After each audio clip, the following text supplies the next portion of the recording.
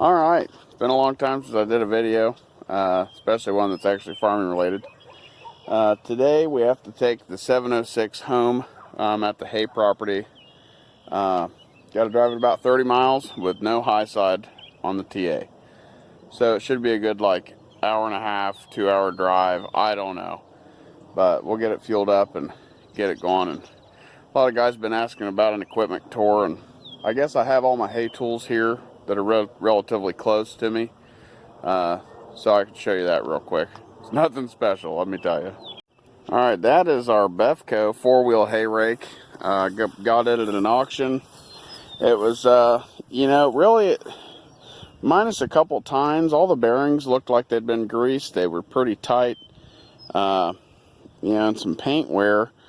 But the holes for the where you hook it up, that stuff's not real wore out or anything like that, so I don't think it has a million acres on it or anything. But I can't really use that on the big tractor the way I want it to, because in order to angle it right, it wants to rub my tire. So hopefully that'll be going on a different big tractor that I don't even know if I've told you guys about yet. Here's my square baler. It's the good old trusty rusty New Holland 66. Believe it or not, it's completely new on the inside. See my chains, they're nice and weathered, even though they've only got like 1,000 bales on them. See if we can find any no warspers. That crank rod bearing and bushing and pin is all new. The wooden slides are new. Me and my wife completely went through this thing 2 winters ago actually.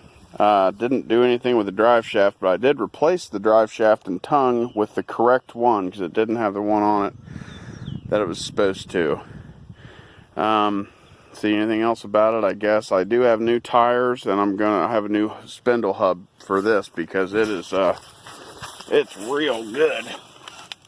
If you can kind of see the spindle is totally below the center line, so that wheel's just asking to come off.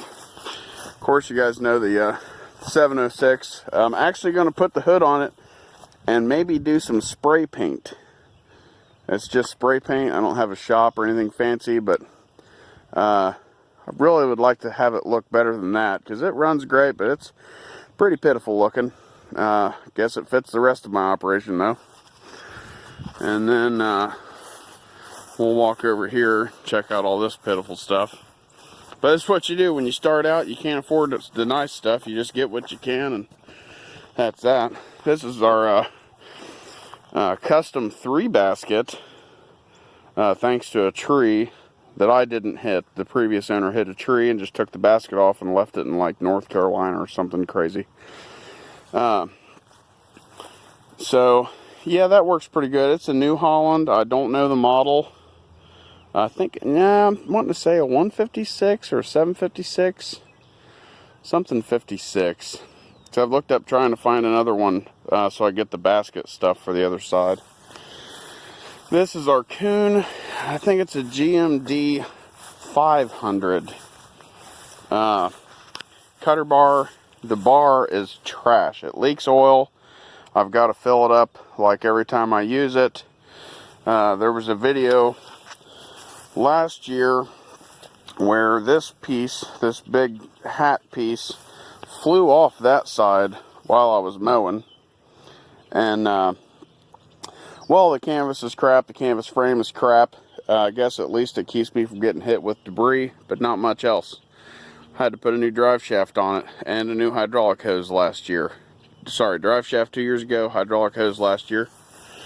This is the good old hay rake. This is an international, or I'm sorry, this is actually a McCormick IH number 5, and it is the model that would be for a 140 down to a Farmall Cub. I put these used tires on it a couple years ago. If you look here, this gearbox has been completely busted, and somebody's welded that, not me. Man, my phone's awful trying to focus on me. But as you see, I keep it plenty greased and run it through plenty of grass. So yeah, that'll all have to be cleaned and gone over. And I actually have a second one of these I found. I bought for 50 bucks out of the weeds someplace. That is missing like all the teeth, but it has a good gearbox. All the chain sprockets, all that stuff's good. The adjuster's broken for right here, so that's stripped out. So this fish stringer and ratchet strap, and actually I think I got another ratchet strap over here. That's my custom leveling system, because the rod right there broke and that thing stripped out, and that's just what you got to do when you got hay on the ground. And seems like every time that happens, the rain's coming. So nothing more down that way. The grass is looking really good.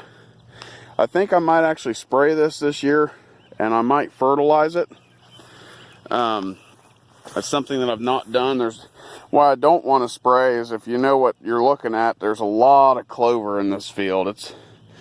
There's some plantain stuff that the animals don't really mind, but the buyers don't like that very much. And this will probably be the square bale field.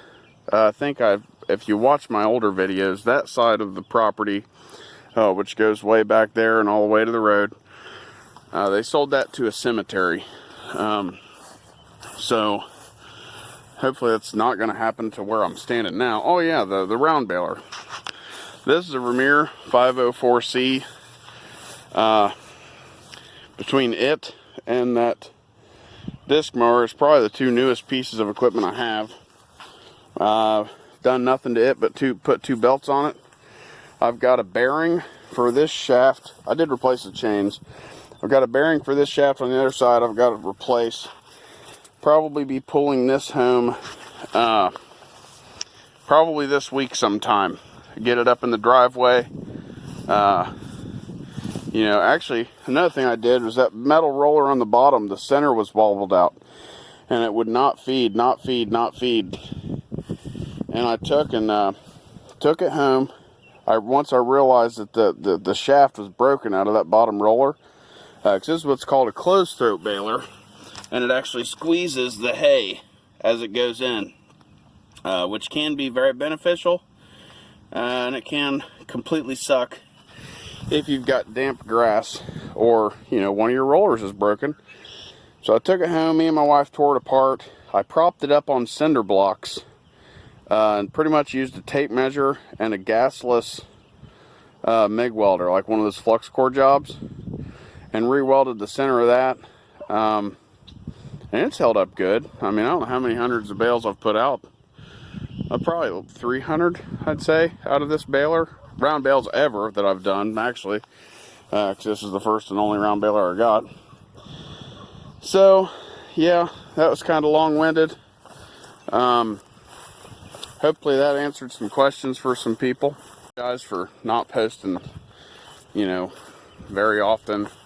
I posted a lot last year, and just with the stuff we had go on, and then of course it was winter time, and there's not much farming that goes on in wintertime. And this year, actually, we have the least amount of stuff that needs fixed. I mean, all this, junk looks old and rusty, but it's pretty mechanically sound. That's one thing I always do, is go through and make sure nothing's broken and replace things that are worn. Paint is not really a necessity to me. Unless it gets to the point where like something's really starting to rust away, which that is getting there for a lot of my equipment. But yeah, I guess I'm gonna hop on this 706, and we'll see you maybe down the road and probably at the house. The start of the long road home. I guess there's no turning back now. I'm a whole 20 feet away from the car. Well, we're about an hour and 20 minutes in. Eyesight completely gone in the PA. On the flats, the first half of my trip, I'd get up about 30. With these 38s, that helps that. And then as soon as you get any kind of grade, it's done. It's winding, it's drumming, it's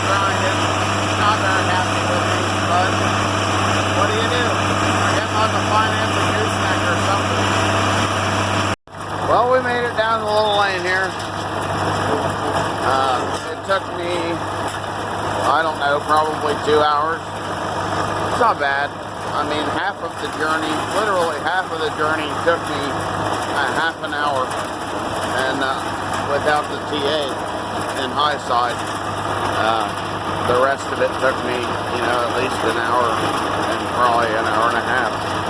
So I'm a little sore, a little bouncy. I got a bent rim or a wobbly tire, one or the other.